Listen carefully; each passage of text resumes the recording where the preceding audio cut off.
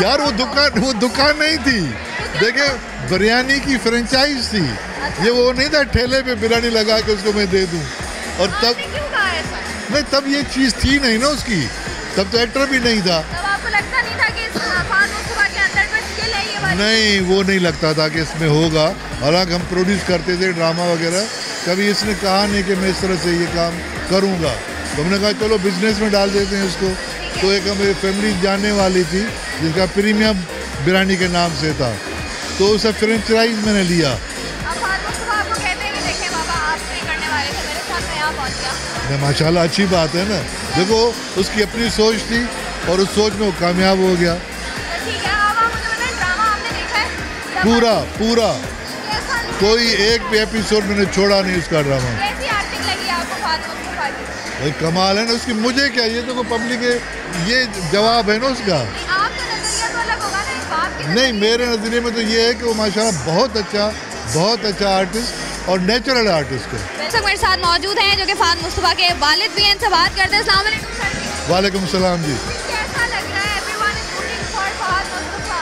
यार मुझे जो है ना इतनी खुशी हुई है कि मुझे ये उम्मीद नहीं थी कि कोई इतना रिस्पॉन्ड होगा। यहाँ तो देखो एसी काम नहीं कर रहा, गर्मी लग रही है, इतनी पब्लिक है। और मुझे ऐसा लग रहा है कि शायद ज़िंदगी पहली मरतबा के लोगों ने ड्रामा देखा है। तो प्राउड मोमेंट होता है ना फादर के लिए कि बेटे के लिए इतना प्यार लोगों की तरफ। बहुत प्राउड। मैं तो कहता हूँ मैं वालिदैन में से बहुत बड़ा खुशनसीब वालिद हूँ जिसका बेटा इस कामयाबी को टच कर रहा है। फाद मुस्तफा साहब ने एक इंटरव्यू में कहा था कि आप उनको जो है वो दुकान में बिठाने वाले थे। यार वो दुकान नहीं थी, देखिए बिरयानी की फ्रेंचाइज थी ये, वो नहीं था ठेले पे बिरयानी लगा के उसको मैं दे दूं। और तब क्यों कहा ऐसा?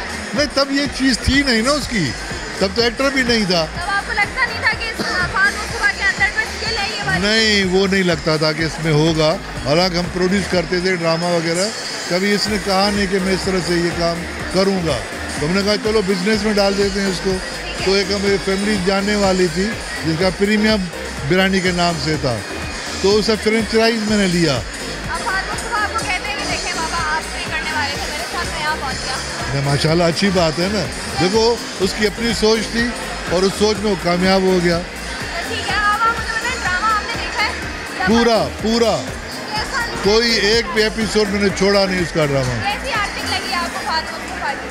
भाई कमाल है ना उसकी, मुझे क्या, ये तो पब्लिक है, ये जवाब है ना उसका। आपका नजरिया तो अलग होगा ना इस बात के। नहीं, मेरे नज़रिए में तो ये है कि वो माशाल्लाह बहुत अच्छा आर्टिस्ट और नेचुरल आर्टिस्ट है। बिल्कुल ऐसा ही है। बहुत शुक्रिया आपका। मुस्तफा साहब हमारे साथ मौजूद थे, सलाउद्दीन साहब हमारे साथ मौजूद थे जो कि फाद मुस्तफा के वालिद भी हैं। और जिस तरीके से यहाँ पर हमें क्राउड नज़र आ रहा है लोगों का, ये हमें बताता है कि लोग किस कदर एक्साइटेड हैं लास्ट एपिसोड के लिए।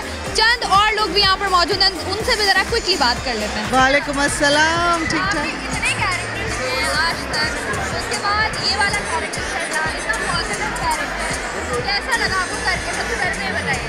यार किसी ना किसी को तो पॉजिटिव होना था ना पूरी से। अब मेरा मियाँ इतना हाइपर था कि अगर वो काम हाइपरनेस में करता तो शजीना कब की घर भी आ चुकी होती। So like I have to be like pacify him और उसको शांत, सबको ठीक ठाक रखना। तो जैसे हमारी आज का लगता है देखिए ड्रामा इंडस्ट्री में जो काम हो रहा है, स्टोरी आप कह रहे कि बहुत नई स्टोरी नहीं थी, एक स्टोरी होती है बहुत नई, उसके बावजूद इतना प्यार मिल रहा है।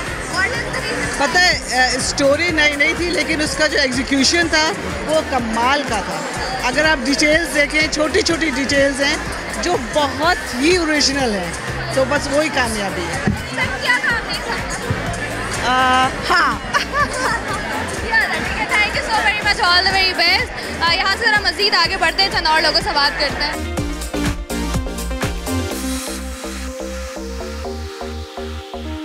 इस वक्त हमारे साथ जो है वो मुकर्रम कलीम और नादिया खान मौजूद हैं। जिस तरीके से इस पूरे ड्रामे को देखा है, जिस तरह से क्रिटिक किया है, हम जो है वो ज़रा बात करेंगे और इनसे जानेंगे कि अब क्या रिव्यू है इनका। आखिरी एपिसोड है। अस्सलाम वालेकुम। वालेकुम अस्सलाम। शर्जीना की वालदा ने अभी शिकवा किया है कि हमने इनका तस्करा क्यों नहीं किया, ये नादिया का कसूर है। का देखो, अरे भाई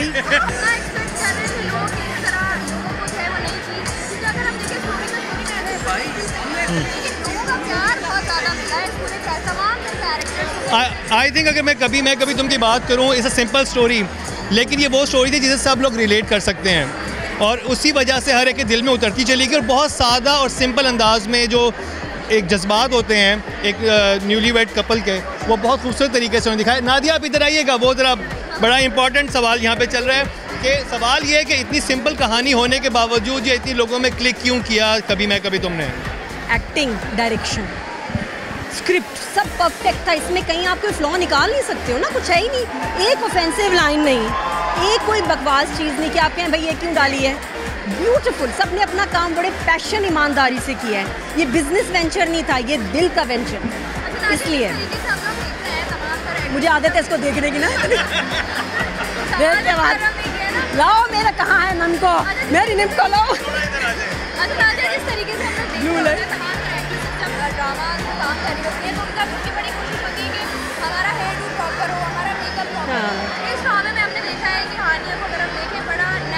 हाँ, इसीलिए तो अच्छा लगा कि कनेक्ट कर सकें लोग के रियल था, कोई फजूल का ग्लैमर वगैरह था नहीं। It was such a simple story and beautifully done, सबका कमाल। हाय नादिया खान और मुकरम कलीम मौजूद हैं, इनसे हम मजीद भी बात करेंगे। अच्छा मुकरम, मुझे आप बताएं, वैसे तो आप क्रिटिक जो है वो अपने ही प्रोग्राम में करेंगे, लेकिन मुझे बताइएगा कि एक्सपेक्ट कर रहे हैं कि रुबाब के साथ कुछ होगा या रुबाब वेकेशंस पर चली गई है?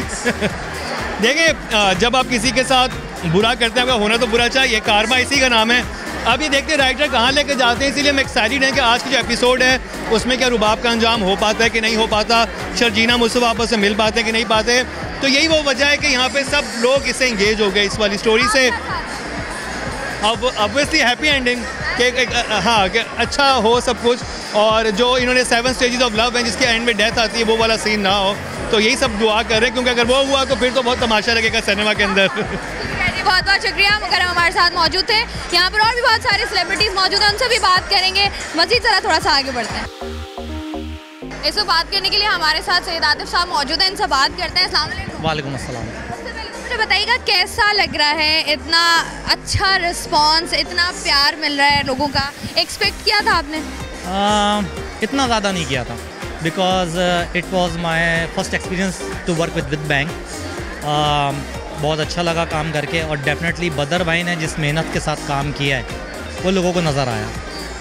उम्मीद तो ठीक है, हाँ अच्छा ही होगा काम, लेकिन इतना प्यार मिलेगा अक्रॉस टू बॉर्डर से हमें बहुत पजीराई मिली, और वो कहते हैं कि जी मेहनत रंग लेके आइए, वो आप लोगों के सामने है।